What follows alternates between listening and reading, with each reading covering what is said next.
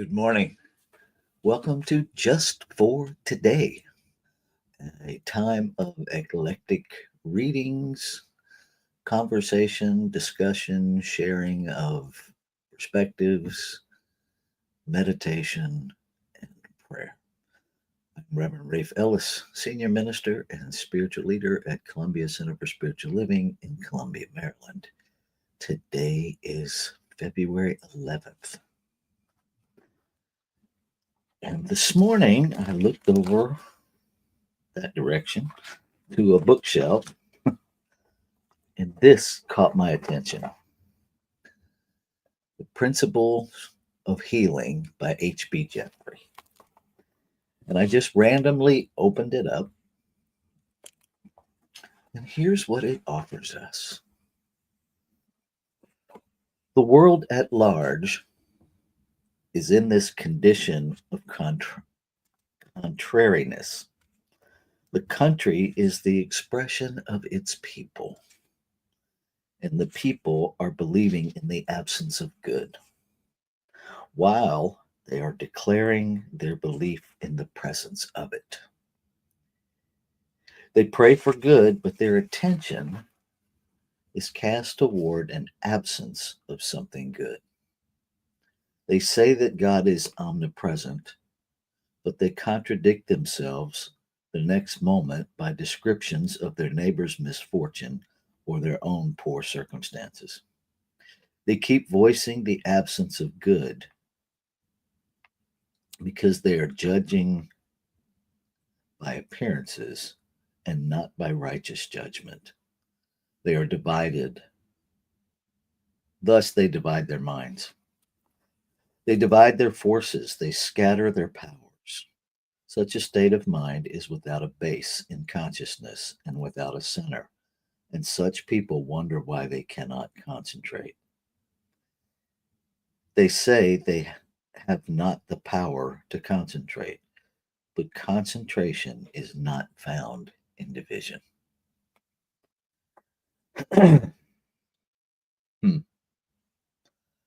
Now, this book was published, oh, geez, in 1994. And how amazingly appropriate is it for today? I'm going to read through that one more time before I share anything. The world at large is in this condition of contrariness. The country is the expression of its people, and the people are believing in the absence of good while they are declaring their belief in the presence of it. They pray for good, but their attention is cast toward an absence of something good. They say that God is omnipresent, but they contradict themselves the next moment by descriptions of their neighbor's misfortune and their own poor circumstances. They keep voicing the absence of good because they are judging by appearances and not by righteous judgment. Thus, they divide their minds. They divide their forces. They scatter their powers. Such a state of mind is without a base in consciousness and without a center, and such people wonder why they cannot concentrate. They say they have not the power of concentration, but concentration is not found in division. The first thing that came up for me as I read that was a different perspective on concentration. That maybe it's not about focus, but um, what's the word I'm looking for? Substance, right?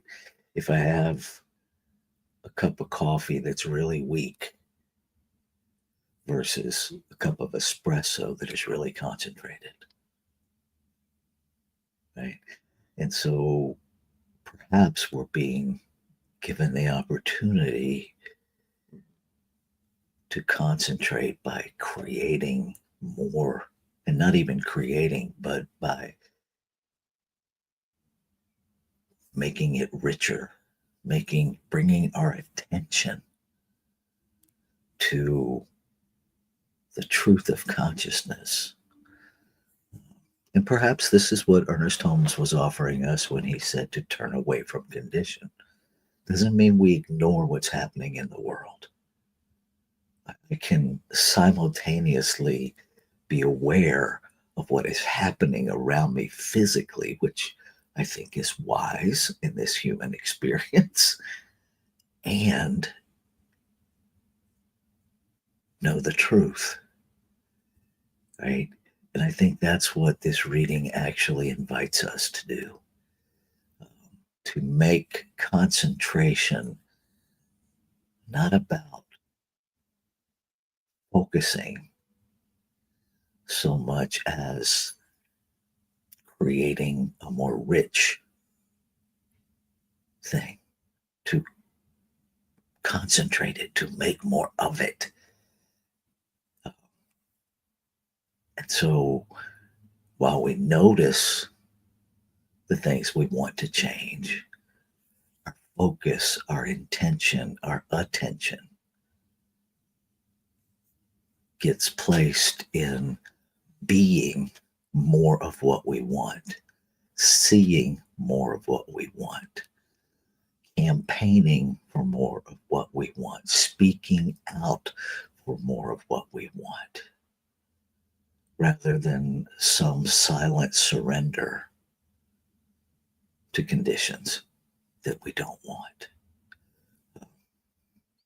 So that's what comes up for me with this reading, The Principles of Healing. Your thoughts? I'll pause here for just a minute.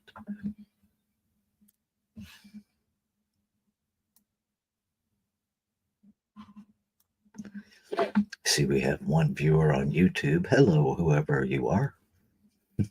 Glad you're with us this morning. At least it's morning here. I don't know what time it is where you are.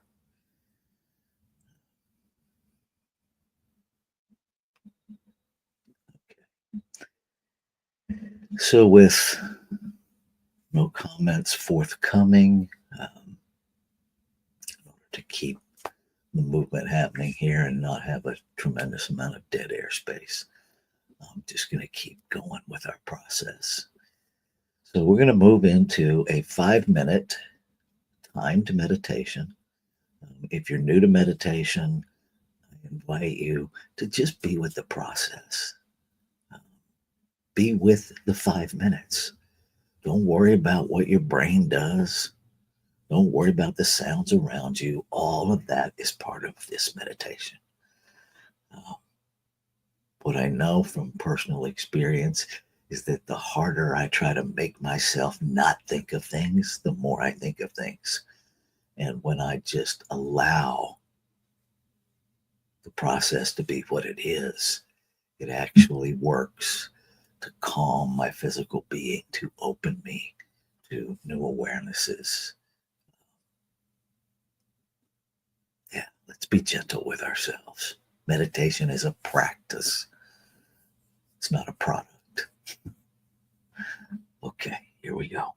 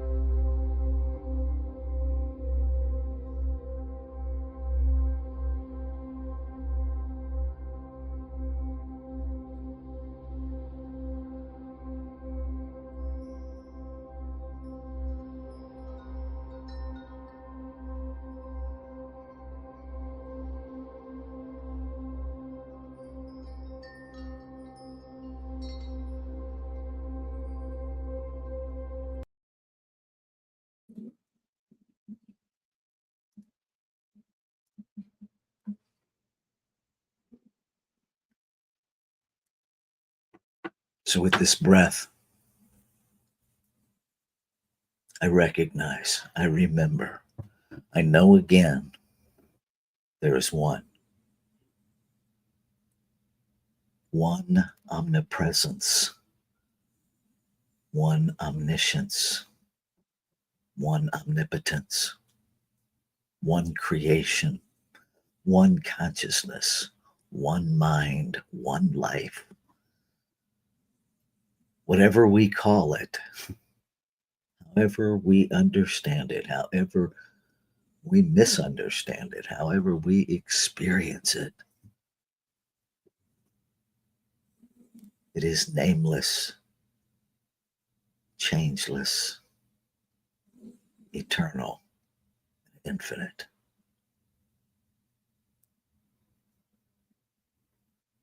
Expressing in multiplicity, never separate from itself, never used up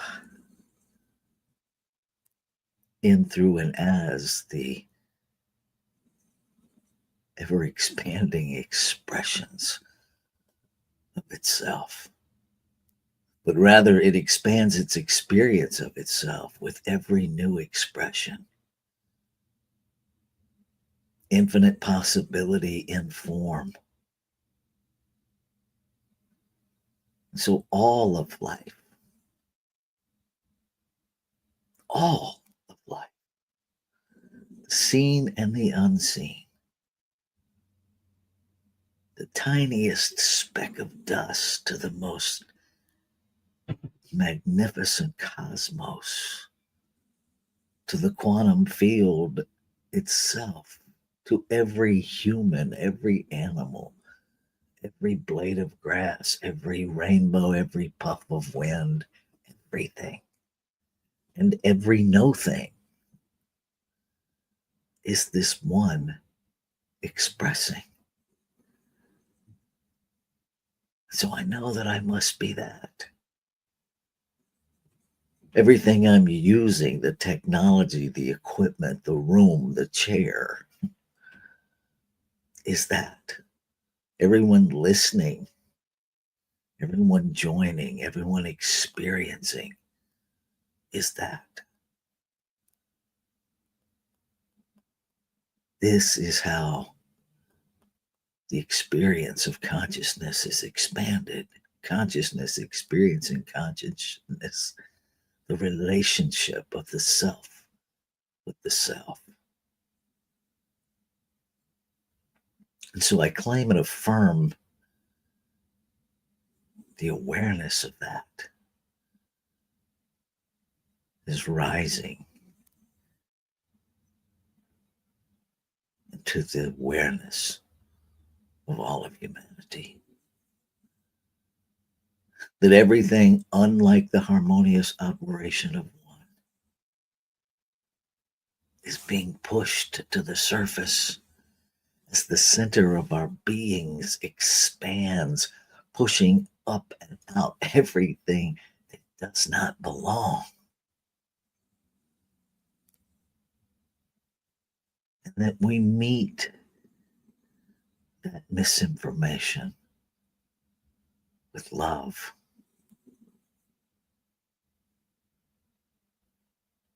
With the power within us of truth to neutralize the lie.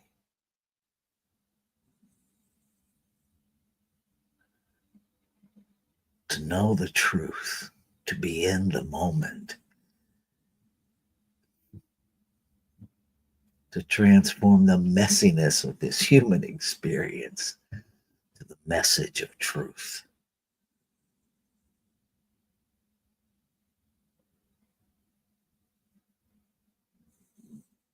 And I'm grateful. I'm grateful that the law of creation, the activity of creation, simply responds to its thought and makes it so. that it is never divided against itself. It is never fragmented against itself.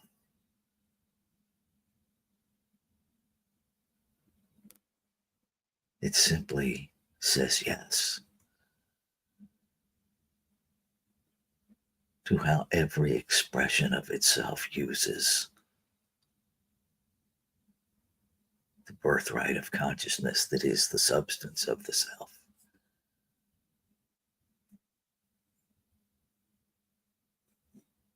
Grateful. And so it is in this gratitude, what I can't see but know, that I can let go. That I can walk in faith, the assurance that it's done,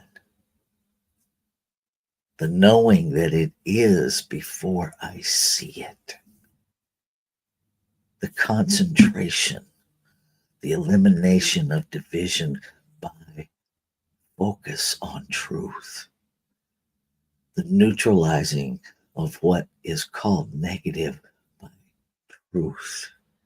No longer trying to eliminate anything, but rather to stand in what is known, to stand in love, to stand in life, to live the affirmative.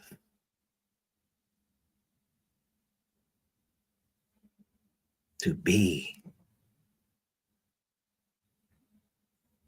So I let go. I let go of all the human lies that tell me I need to eliminate something in order to be something. I let go of the lie that I am separate and need to do something against anyone or anything. I let go of the lie and the limitation that it's not already done. I let go.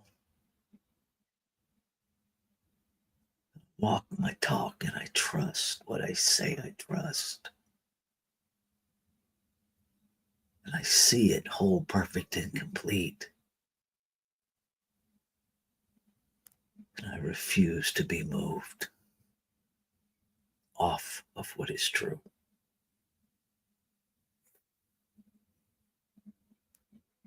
I let go. And I celebrate life. I celebrate love. I celebrate joy. I celebrate peace. I celebrate power. I celebrate because it is already done. And so it is.